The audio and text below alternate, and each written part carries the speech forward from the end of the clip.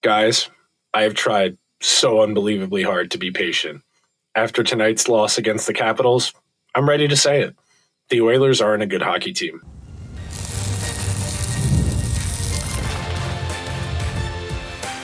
You are Locked On Oilers, your daily podcast on the Edmonton Oilers, part of the Locked On Podcast Network, your team every day. Hello, everyone, and welcome to this Thursday edition of Locked On Oilers. I am your host, Nick Zararis. This is my 10th season doing digital hockey content, my third as a host here on the Locked On Podcast Network. And I want to thank everyone that is making Locked On Oilers their first listen of the day. I want to thank everyone that has helped make Locked On the #1 sports podcasting network.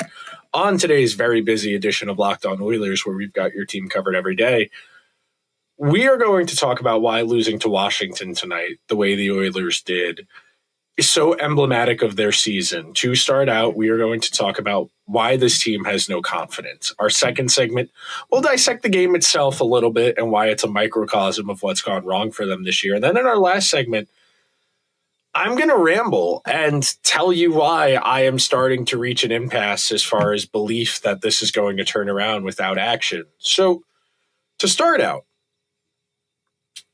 we all have those days.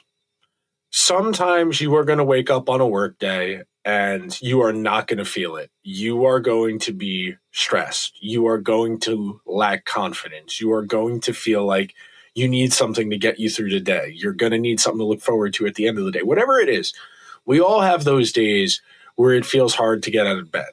Now, that is not a direct correlation to your confidence level, but I can tell you firsthand, at least in my personal experiences, on days I'm feeling good about myself, it's not really a challenge to get out of bed all that much.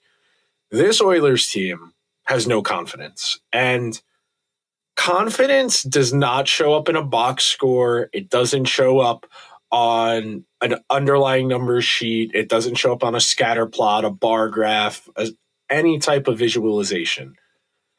Confidence is a feel. We talk about it in regards to momentum.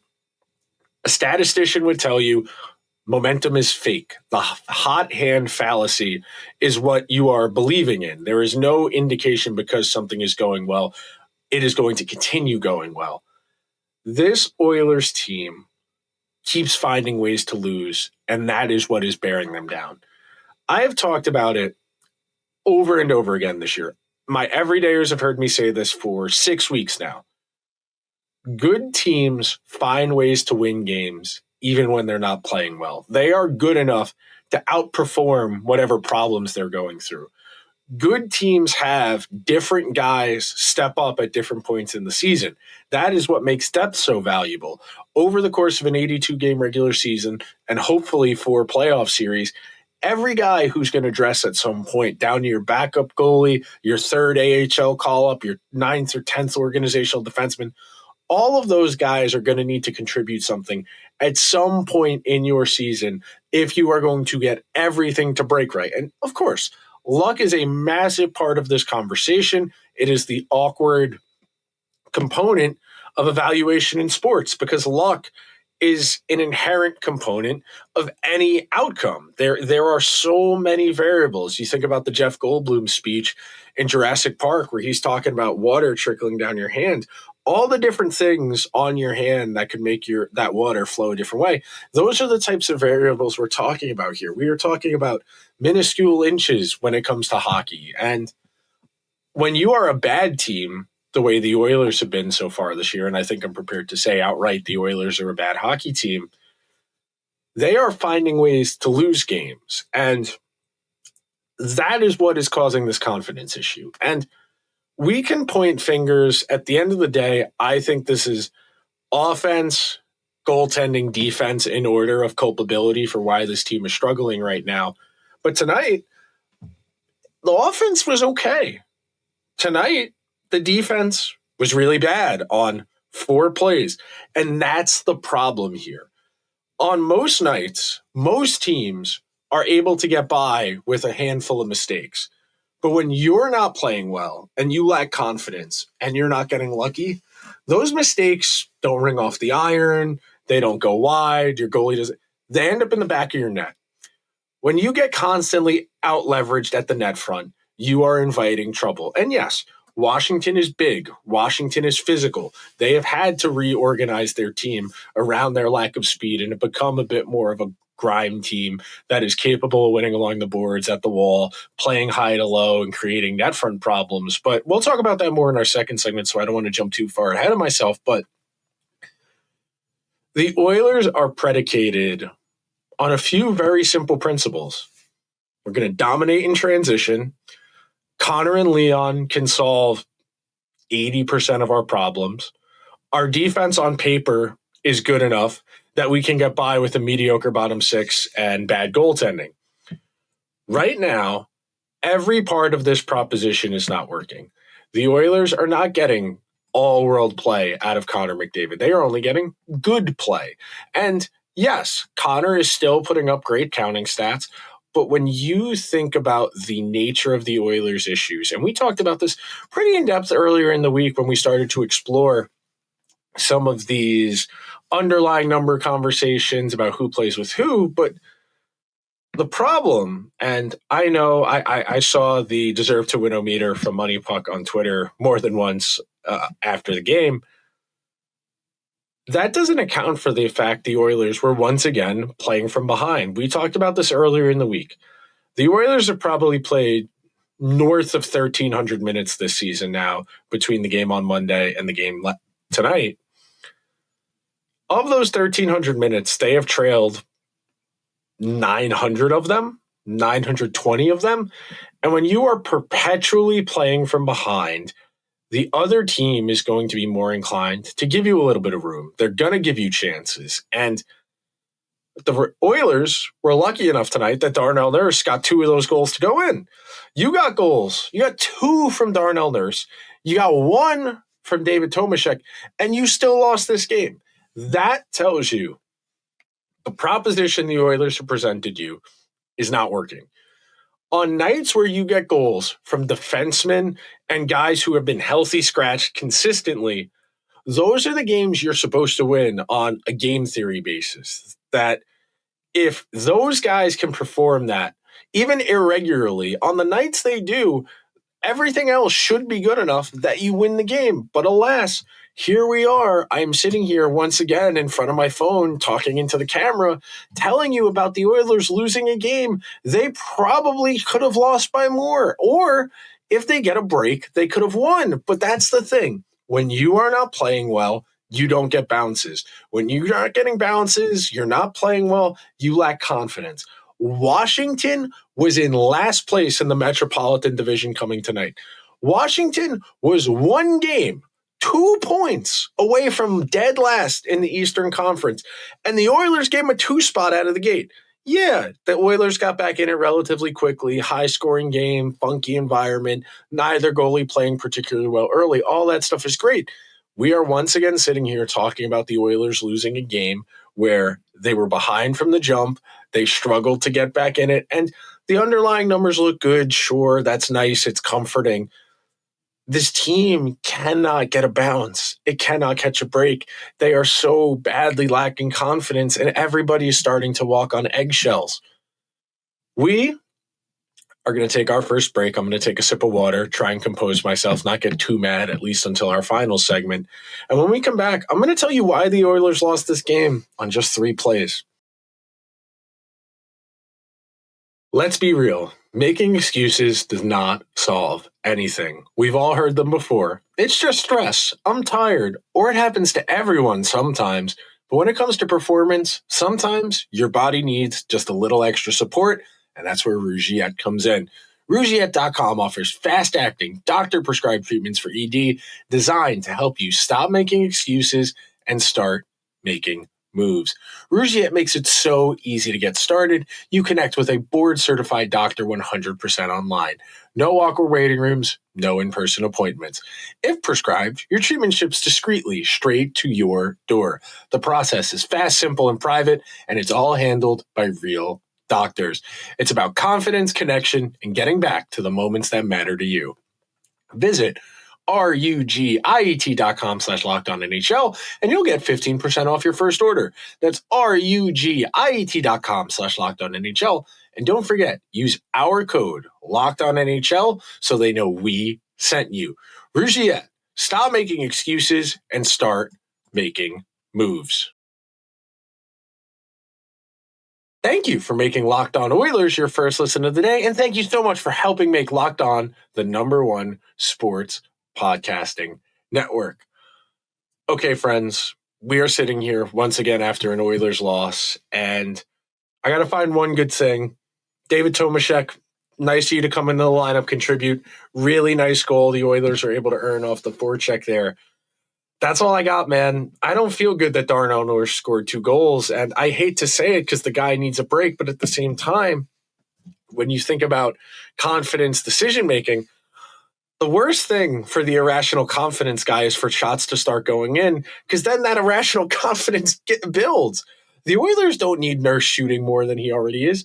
Going into the game on Wednesday night, he was leading the team in individual scoring chances. A 4 or 5% career shooter should not be not leading your team in scoring chances, period. But alas, this game swings on a few sequences.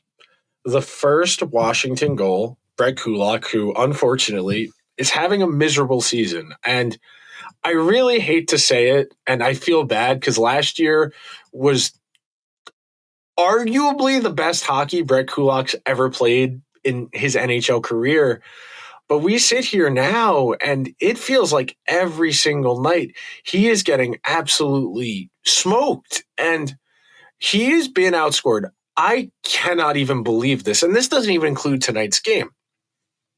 Right now, as we sit here on November 20th, going into that game last night now, because we're recording this on Thursday morning, technically, the Oilers have been outscored 21-8 in Brett Kulak's minutes. Almost 3-1. The Oilers are getting absolutely smoked in Brett Kulak's minutes. He is on the ice for 3 of the Washington goals in this game. And these are multifaceted problems. Because the Oilers are in such a disheveled state, everything is haphazard. Everything is chicken with its head cut off. There is nothing going on that is inspiring confidence. And I like to call depth players, your third, fourth lines, your third defensive pair, those are conduits. If it's been a while since you've been in a science class, conductors make electricity happen. They move it along. Conduits only follow what's happened. Conduits are moving electricity along. You put electricity into a conductor, boom, it's going. You got juice.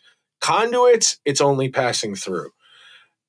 When you talk about your depth on a team, those are guys who are not individually talented enough to make up for shortcomings, who cannot make plays happen on their own.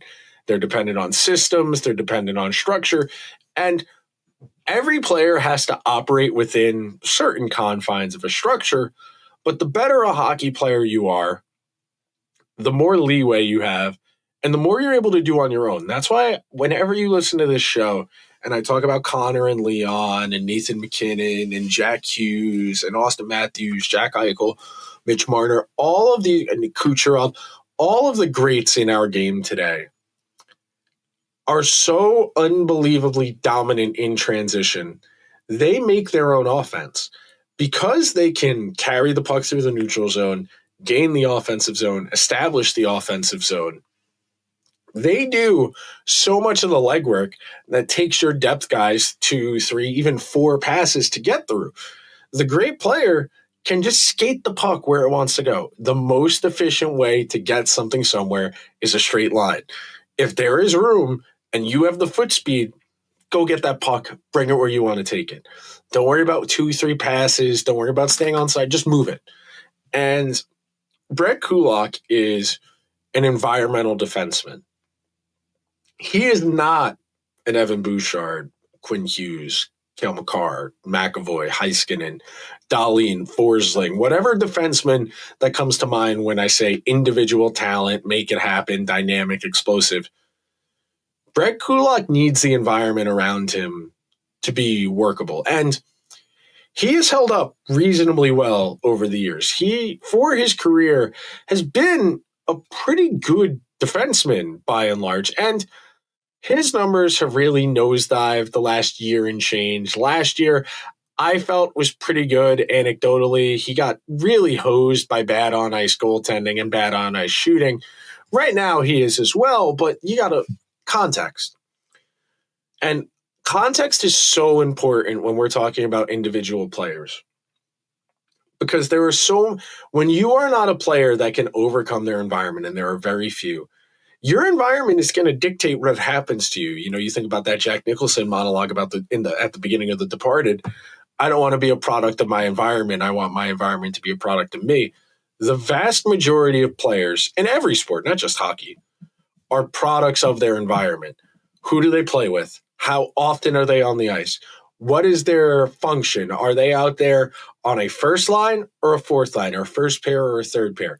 Do they play special teams? Who's the quality of their competition? Do they get offensive or defensive zone starts? All of those variables are going to dictate, by and large, what happens in those guys' minutes. I am not ready to finalize these takes. As always, as more evidence comes in, they ebb and flow because we are not a monolith. This is not an ideology. We are evaluating. This is analysis. It is dynamic. But you watch these goals. Go back and watch the highlight. Go back and watch the NHL.com compilation of the goals in this game and look at the traffic in front. Look at Brett Kulak get caught in between. Look at Ty Emberson. And for Emberson, for Stetcher, who of course is no longer on the team, for Alec Regula, for those fringe guys who the organization has varying degrees of stock in, these mistakes, they kill you. Emberson steps up in the neutral zone, throws a big hit, knocks a guy down, great. But in throwing that hit, he took himself a little bit out of position. Brett Kulak was the only guy back. Brett Kulak struggled to make a play there, and that was a goal. Evan Bouchard on the second Ryan Leonard goal. Riley Leonard. Ryan Leonard? Riley Leonard? I'm mixing up Ryan Leonard and Riley Leonard. Ryan Leonard. Riley Leonard was the quarterback at Wisconsin, who I think is the Colts' backup quarterback now, if I'm not mistaken. But yeah, Ryan Leonard, 2 goals tonight. The first one is probably one Stuart Skinner's got to have. The second one is bully ball. Evan Bouchard gets just pushed around. And look, Leonard is a big, strong kid. He is their hopeful Tom Wilson replacement down the road. The Oilers do not have the defense for that. And you will see a lot of finger pointing start to manifest. And we're going to talk about that in our final segment, so I don't want to get too far ahead. But if you look at this game as it happened tonight and you only point at the goaltending or the defense or the forwards for that matter, you are missing the boat. This is a team-wide problem.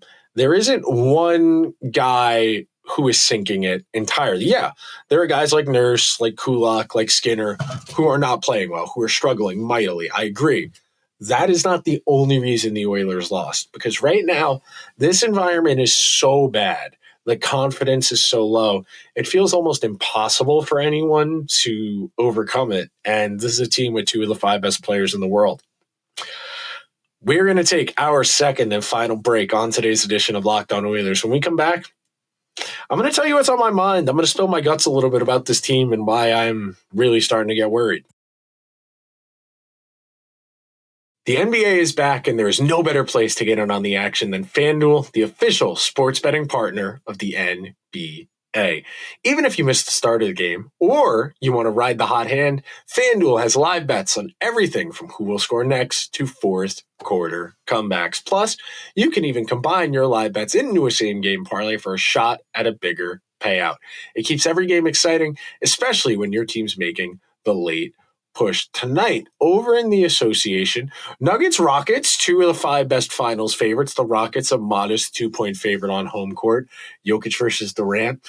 I will probably throw that on a second screen while I'm watching the Oilers, just because I'm curious. It's a little early to be invested in regular season basketball, but I've always been a KD guy, and Jokic is the best player in the world right now, so might keep an eye on that. And right now, if you were wondering, FanDuel is giving new customers $300 in bonus bets when their first $5 bet wins. Head on over to FanDuel.com to sign up and play your game with FanDuel, the official sports betting partner of the NBA. Thank you so much to everyone who is hanging out on this now Thursday edition of Locked On Oilers as we sift through the debris. And quarter of a season is not an insignificant sample size. This is a team that once again entered the regular season as the betting favorite to win the championship. Now, betting markets are not the only indicator of confidence. You look at the offseason the Oilers had, the decisions they made, Kris Knoblauch's extension, Connor McDavid's extension, Evan Bouchard's extension. And you understand that this group is as leveraged for this moment right now as they can possibly be. When your team is actively struggling, and the Oilers have a little bit of leeway because the league at large has been really slow out of the gate, other than Colorado, who might just be a team of demons, but that's a different conversation for another episode, maybe even another show. You are not going to have time forever. I explained a little bit the idea it's getting late early out there as a Yogiism, the late great Yogi Berra, my opinion, the best catcher in the history of baseball. I know the old heads will say Johnny Bench. That's fine with me. I love Yogi. I think the philosophy is really interesting in the way you think about life. You can keep telling yourself there's time, expectations, talent. The thing with expectations, the thing with talent, they aren't tangible. I can't feel it in my hands. I can't touch it with my fingers. This team, on paper, is decent. On paper, when everyone's healthy, you're running Nuge, McDavid, Hyman, Podkolzin, Draisaitl, Roslovic, Savoy, Henrique, whoever you want to throw on the right, I don't really care. And then whoever's left on the fourth line. On paper, it's decent. It's a little light in the goal department, but there's enough there that this group should be able to win 35, 40 regular season games and then lose 10 to 15 overtime games to get you to the playoffs. You probably need to win 45 of your 82 regular season games to get to 90. And then if you want to be generous, you lose 7 or 8 in overtime, 97, 98 points. That probably gets you in the dance. That said, as I continue to cite, a team seeded in what would be one of the two wild cards or 7-8 in the old format has not won the Stanley Cup since the Kings in 2012. You are extremely unlikely to win the Stanley Cup as a wild card. But you can get in. We saw it last year. The Oilers showed you. Home ice doesn't matter. They thumped the teams they played. It's a little bit of a scare against the Kings, of course, but they thumped Dallas. They thumped Vegas. Great. This is different. And you are watching in real time stakeholders, people that cover the team, and fans realize this is untenable. Based on the expectations, based on the high-end players, this current trajectory is not acceptable. So when things aren't going well, when you're struggling, when you're lacking confidence, what do? We try and change things. We make a plan. We take action. We can't keep doing the same thing, whether that's structure, whether that's strategy, or whether that's personnel. Something has to change here. I said the other day, the Oilers are going to be patient until they can't be anymore. If Stuart Skinner and Calvin Pickard keep combining to be an 840 goaltending tandem, everyone is getting fired. Not just Kris, everyone is getting fired if this goaltending continues to be this bad, because no team is overcoming this. Simple matter of the fact, no NHL team is going to win anything resembling enough games to push for a playoff spot with 830, 840 goaltending. This is 1980s caliber goaltending. And I understand the game was different. The equipment was different. There were good goalies who played in that era. context matters, like we said before. This goaltending is uncompetitive. And that is a trickle-down effect. Because the goaltending is so bad, every mistake the defense makes is magnified. The defense was not good tonight. Do not get me wrong. The defense was not good tonight. They didn't give up many shots on goal. They did not give up a lot of shots on goal. This was a game that on the macros, if you look at the underlying numbers, if you look at the possession, the Oilers could have won this game if Stu could have came up with a save. But alas, as we sit here, he did not. And you are going to watch in real time. And this last point before we wrap up the show, this is going to get a little inside baseball for you. When teams are going through these pockets, especially a market like Edmonton, who has very established personalities, people who've been covering the team a long time, whether it's Mark Spector, David Staples, Bob Stauffer, Ryan Rushaug, whoever comes to mind, whoever you read, whoever you listen to, you are going to watch factions develop. Anybody who studies politics, international relations, conflict studies, you understand that when conflict breaks out, there are opportunities for power vacuums to be filled, for people to consolidate their power, to get more. And watch who gets blamed when the Oilers lose. That will tell you who is beholden to who.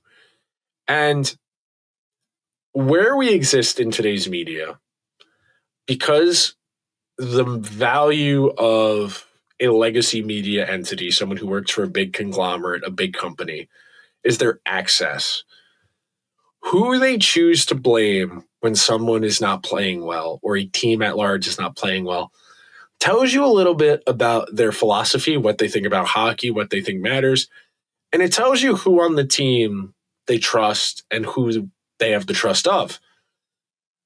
As this season continues to develop and you continue to watch Evan Bouchard get singled out, some of these depth guys get singled out,